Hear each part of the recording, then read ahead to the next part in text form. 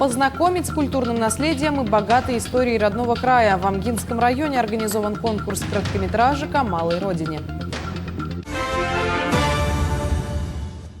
Некоммерческая общественная организация «Содружество» при управлении культуры и народного творчества Амгинского района организовала конкурс на создание видеофильмов о родном крае.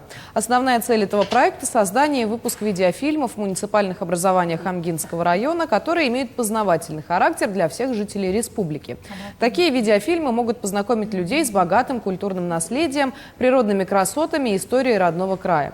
Участники 14 муниципальных образований представили на конкурс свои работы о достопримечательности своего села. По итогам конкурса первое место заняли жители Битюнского наслега.